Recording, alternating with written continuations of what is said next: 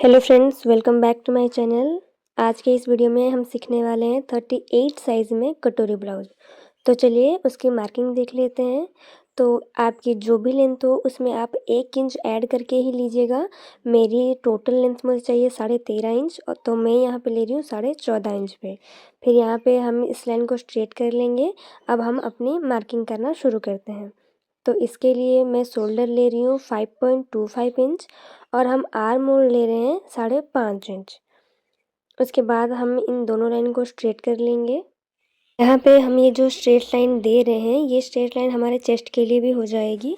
तो आपका चेस्ट का जो भी मार्किंग आया है उसका 4th पार्ट लीजिएगा। मेरा यहाँ 9.5 इंच है और 1.5 इंच मैं यहाँ पे एक्स्ट्रा ले रही हूँ मार्जिन के लिए। अब हम लेंगे कमर। आपका जो भी कमर है उसका 4th पार्ट मैं यहाँ पे ले रही हूँ 8.5 इंच और 2 इंच हम यहाँ पे एक्स्ट्रा ले रहे हैं। यहाँ से हमारी साइड फिटिंग कंप्लीट होती है। इन दोनों पार्ट्स को हमें यहाँ से इस तरह से मिला लेना है। तो यहाँ पे ये पूरी हो गई है। अब हमें लेना है आर्म होल के लिए।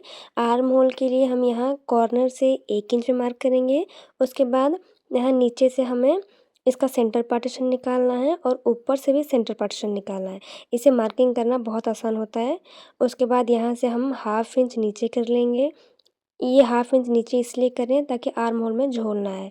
अब ये जो सारी मार्किंग हुई है, ये मार्किंग हम सीधा इस तरह से जोड़ लेंगे।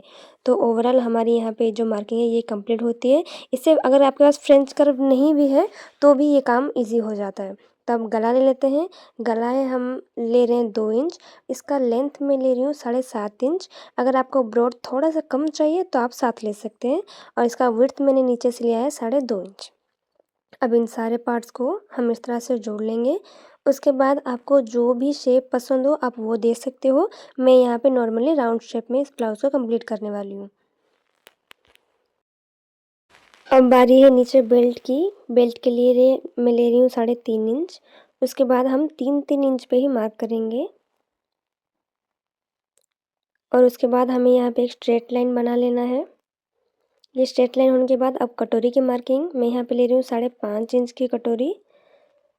यहाँ से हम 5.5 लेंगे। गले की ओर से भी हम 5.5 लेंगे और उसके बाद आर्म होल साइड से यहाँ कॉर्नर से हमें 2.5 इंच लेना है। उसके बाद ये जो पॉइंट्स हैं इन सारे पॉइंट्स को इस तरह से मिला लेना है। अगर आप बिगिनर हैं फिर भी ये आपके लिए बहुत आसान होने वाला है। तो ओवरऑल यहाँ पे देखिए जो हमारी कटोरी है ये तो वर्क नहीं करेगी। इसके लिए हमें मार्क करनी पड़ेगी 3-3 इंच। दोनों साइड में 3-3 इंच लेना है और जो सेंटर पार्ट होगा उसमें हम 2.5 इंच पे मार्क करेंगे। देखिए 2.5 इंच। अब इन सारे पॉइंट्स को हमें इस तरह से मिला लेना है। तो ओवरऑल हमारी यहाँ पे जो मार्किंग है वो कंप्लीट हो जाती है। तो चलिए अब कटिंग के प्रोसेस में देखते हैं। बस यहाँ पे हमें इसे लाके यहाँ पे जोड़ देना होगा। तो फाइनली ओवरऑल हमारी मार्किंग पूरी कंप्लीट हो गई है। तो अब इसे कट कर लेते हैं। मुझे इस तरह से कटिंग वाले वीडियोस बहुत अच्छे लगते हैं। आई डोंट नो आप लोगों को कैसे लगते होंगे पर शायद आप लोग को अच्छे ही लगते होंगे। बस इसी उम्मीद से मैं ये कटिंग वाले पार्ट ज़्यादा एडिट नहीं करती। मतलब ऐसा है ना कि हाँ देखिए हमने कट कर लिया है वो अलग होता है, पर इसे कटते हुए देखना ये अलग ही मज़ा होता है। तो चलिए फाइनली बातें-बातों में हमारी कटिंग पूरी हो गई है। तो ये जो कटोरी है इसे भी हमें इस तरह से 2 पार्ट कर लेने हैं। 2 पार्ट के बाद ऊपर का जो पार्ट है उसे इस तरह से रख के एज़ इट इज़ हमें मार्क करना है। तो यहाँ पे हमारी मार्किंग कंप्लीट हो जाती है।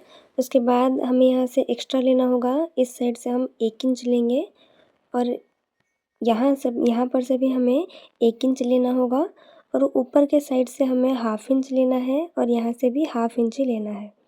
उसके बाद हमें इन सारे पॉइंट्स को इस तरह से जोड़ लेना है। अगर आपके पास फ्रेंच कर्व हो तो आप उसकी हेल्प से भी कर सकते हैं।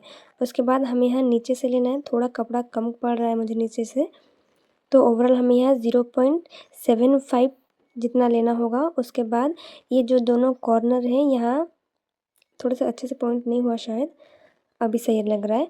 यहाँ पे हमें 0.75 लेना है और इन दोनों कॉर्नर को इस तरह से जोड़ लेना है। देखिए तो ये हमारी बड़ी कटोरी बन के तैयार हो जाएगी। अब इसके बाद हमें इसे कट कर लेना है। तो इसी तरह से हमें इसे कट कर लेना है पूरे में, और कट कर लेने के बाद हमें इसे इस तरह से देखना है कि इसका नीचे का विड्थ कितना आ रहा है। तो ये ऑलमोस्ट 8 इंच आ रहा है। हमें एक फैब्रिक ले लेना है जिसका विड्थ हमें 8 इंच और इसकी लेंथ हमें रखनी है 4 इंच जितनी। तो यहाँ पे मैं सिंगल फैब्रिक के ऊपर कर रही हूँ, पर आपका फैब्रिक डबल रहे इस बात का आप ध्यान रखिएगा। तो यहाँ पे इस तरह से बॉक्स जैसा क्रिएट कर लेंगे, और ऊपर से हमें यहाँ 1 इंच पे निशान देना है दोनों साइड से। उसके बाद इसके नीचे वाले पार्ट से भी हमें मार्क करना पड़ेगा यहाँ से 1/2 इंच। इसे होने के बाद इस तरह से आप ला के यहाँ पे मिला दें। अब जो ये हमारी कटोरी, इसे इस तरह से मिला के देखेंगे तो यहाँ साइड कॉर्नर से थोड़ा सा छूट रहा है। तो इसके लिए मैंने एक मार्किंग और कर ली है। तो यहाँ से हमने 1 इंच ली, इस साइड से भी 1 इंच ली है, नीचे से 1/2 इंच ली है, और इसकी टोटल विड्थ आ रही है हमारे 8 इंच। अब हम ये रख के देखेंगे कि सही आ रहा है या नहीं। तो बिल्कुल परफेक्ट आ रहा है। तो चलिए अब एज इट इज़ हम इसकी मार्किंग इसी ऊपर वाली कटोरी के अकॉर्डिंग कर लेंगे। आपको अगर मार्किंग में कन्फ्यूजन हो तो आप एक कटोरी रख के भी कर सकते हैं, कोई प्रॉब्लम नहीं है। तो इसके बाद हमने जो न्यू मार्किंग करी थी वहाँ से कट करेंगे। तो इसे कट कर लेने के बाद फाइनली हमारी जो कटोरी वाला पार्ट होगा वो तैयार हो जाएगा। तो अब ये तो तैयार हो गई है। तो फाइनली हमारे सारे पीसेस कट के तैयार हो चुके हैं। तो चलिए अब इन्हें मेन फैब्रिक के ऊपर रखते हैं और इसको कट करते हैं। तो ये रही मेरी मेन फैब्रिक। ये फैब्रिक बहुत अच्छी है, बिल्कुल सिल्क साइड से नहीं है ताकि फिसलती नहीं है। तो कट करने में मज़ा भी आता है और अच्छा भी लगता है। काम वही अच्छा लगता है जो करने में मज़ा हो। तो मेरी सबसे फेवरेट पार्ट स्केचिंग में कलर करना और स्टिचिंग में कटिंग करना। तो आपको भी अगर इसी तरह के वीडियोस अच्छे लगते हों then please like share and subscribe to my channel. मिलते हैं नेक्स्ट